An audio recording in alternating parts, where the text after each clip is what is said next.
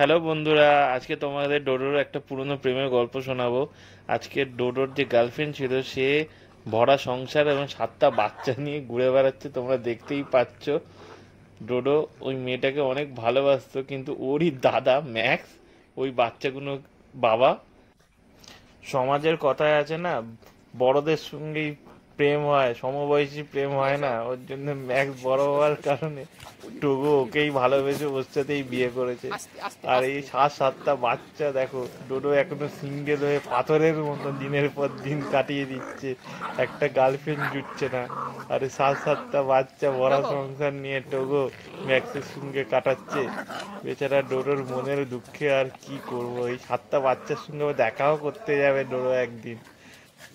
I team team, এরা পেকো team team সবই তো এখানে। ম্যাক্স, এই চিকু, চিকু, আয় চলে আয়, চলে চলে আয়। এ চলে চলে চলে চলে চলে চলে চলে চলে চলে চলে।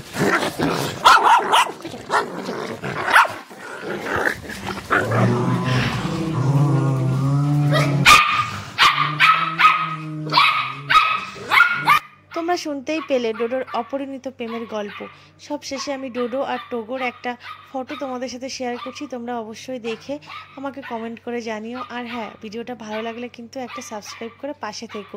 খুব তাড়াতাড়ি আমরা টোগোর বাড়িতে যাচ্ছি ডোডোকে নিয়ে, দেখব টোগো চিনতে পারে কিনা ডোডোকে। কারণ ডোডো অনেক আশা নিয়ে যাচ্ছে টোগোর বাড়িতে, যদি একবার পুরনো প্রেম জেগে ওঠে আবার নতুন করে।